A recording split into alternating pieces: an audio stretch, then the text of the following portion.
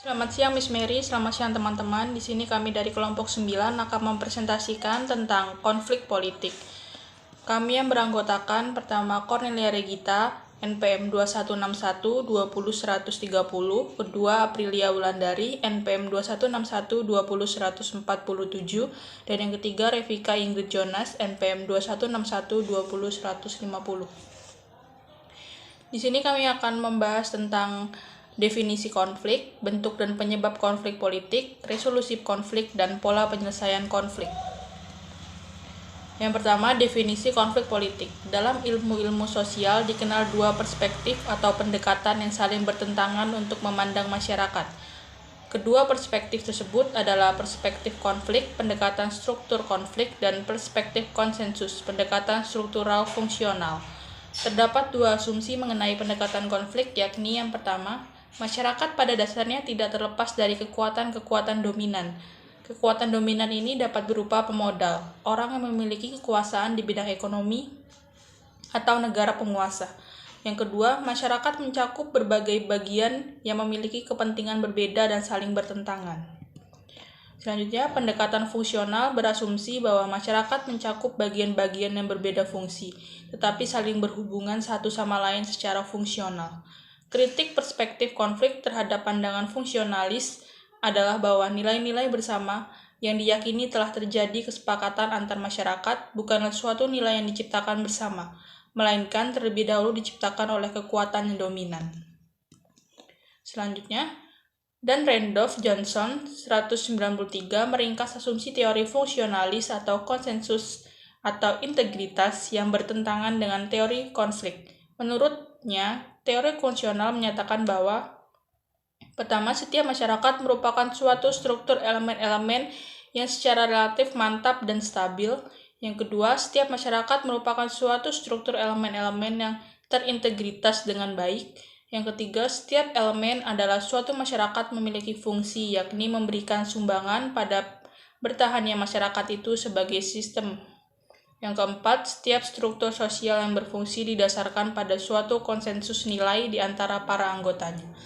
Sementara teori konflik menurut Dan Randolph adalah yang pertama, setiap masyarakat kapan saja tunduk pada proses perubahan. Perubahan sosial ada di mana-mana. Yang kedua, setiap masyarakat kapan saja memperlihatkan perpecahan dan konflik. Yang ketiga, setiap elemen pada setiap masyarakat menyumbang di disintegrasi dan perubahan. Yang keempat, setiap masyarakat didasarkan pada paksaan dari beberapa anggota atas orang lain. Selanjutnya, definisi konflik menurut para sejarah. Yang pertama, konflik didefinisikan sebagai pertentangan yang bersifat langsung dan didasari antara individu-individu atau kelompok-kelompok untuk mencapai tujuan yang sama. Menurut Ahmad Fediani Saifuddin 1986.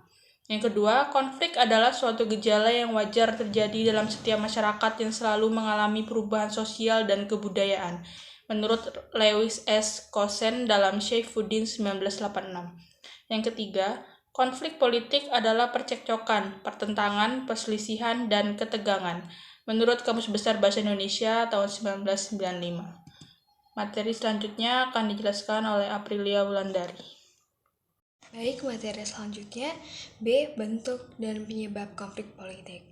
Simon Fisher di KK tahun 2000 menjelaskan tentang berbagai teori penyebab terjadinya konflik.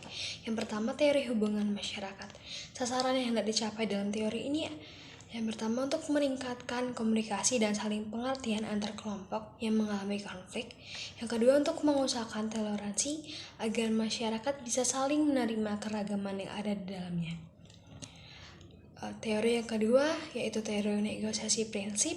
Sasaran yang hendak dicapai dalam teori ini adalah yang pertama, untuk membantu pihak-pihak yang mengalami konflik untuk memisahkan perasaan pribadi dengan berbagai masalah dan isu yang mendorong pihak-pihak atau kelompok-kelompok yang berkonflik untuk melakukan negosiasi yang dilandasi kepentingan mereka daripada posisi tertentu yang sudah ditetapkan. Yang kedua, untuk melancarkan proses pencapaian kesepakatan yang dapat memberikan keuntungan bagi kedua belah pihak atau semua pihak. Yang ketiga, teori kebutuhan manusia. Sasaran yang hendak dicapai dalam teori ini adalah yang pertama, untuk membantu pihak-pihak yang sedang berkonflik untuk mengidentifikasi dan mengupayakan secara bersama-sama mengenai kebutuhan mereka yang tidak terpenuhi sehingga memperoleh pilihan-pilihan atau alternatif-alternatif untuk memenuhi kebutuhan-kebutuhan tersebut. Yang kedua, untuk membantu agar pihak-pihak yang mengalami konflik dapat meraih kesepakatan untuk memenuhi kebutuhan dasar semua pihak. Yang keempat, teori identitas. Sasaran yang hendak dicapai dalam teori ini adalah yang pertama untuk melalui fasilitas komunikasi dan dialog antar pihak yang mengalami konflik.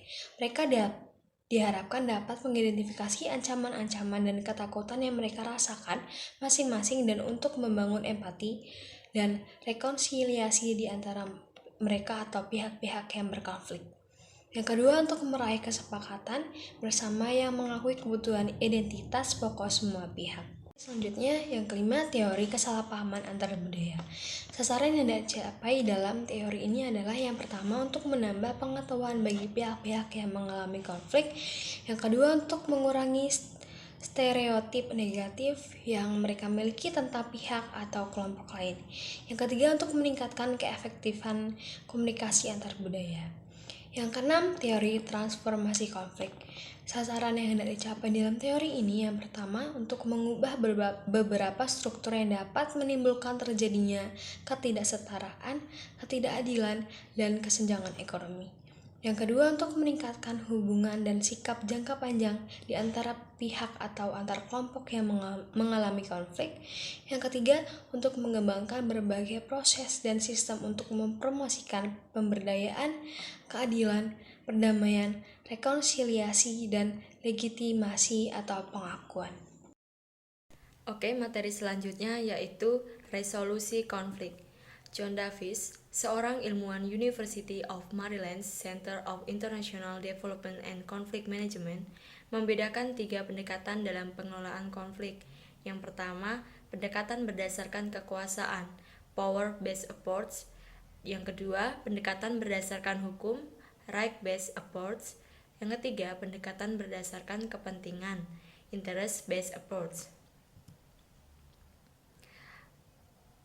Selanjutnya, resolusi konflik model Ted Robert Gurr. Ted Robert Gurr dalam A Risk Assessment of Ethnopolitical Rebellion di Measures mengungkapkan bahwa dari jumlah penduduk sebanyak 1 miliar atau 17,7% penduduk bumi pada tahun 1995. Ada 268 kelompok penduduk minoritas yang politis dan hidup di 112 negara. Ironisnya, sebagian besar kelompok minoritas yang memiliki potensi untuk berkonflik terkonsentrasi di kawasan Asia Timur, Asia Tenggara, dan Asia Selatan. Sikap pemberontakan etnopolitik ditimbulkan oleh yang pertama, adanya perasaan tidak adil atas penyesalan yang dilakukan kelompok berwenang. 2. Adanya pengalaman represi dari kelompok dominan terhadap kelompok lain sehingga menimbulkan rasa dendam dan benci atau common grievances di kalangan kelompok yang direpresif. 3. Hilangnya kebebasan dan otonomi yang pernah dimiliki oleh suatu kelompok. Yang keempat, adanya diskriminasi aktif baik dalam bidang politik, ekonomi, maupun budaya dianggap dapat mengancam status kelompok. Yang kelima, adanya organisasi-organisasi militan yang bisa menggalang mobilisasi massa untuk melakukan pemberontakan. Pola penyelesaian konflik. Koser 1956-62 menyatakan bahwa semakin dekat suatu hubungan, semakin besar rasa kasih sayang yang sudah tertanam, sehingga semakin besar juga kecenderungan untuk menekan daripada mengungkapkan rasa permusuhan. Dengan demikian, menurut proporsi Koser, bila segala sesuatu dianggap sama, konflik antara dua orang yang tidak saling kenal akan kurang tajam bila dibandingkan dengan konflik antara suami istri. Dalam hubungan yang intim, orang dapat mencoba menekan rasa permusuhan demi menghindari konflik. Akan tetapi, tindakan itu sendiri dapat menyebabkan akumulasi permusuhan yang akan meledak bila mana konflik tersebut berkembang. Demikian presentasi dari kelompok kami. Terima kasih.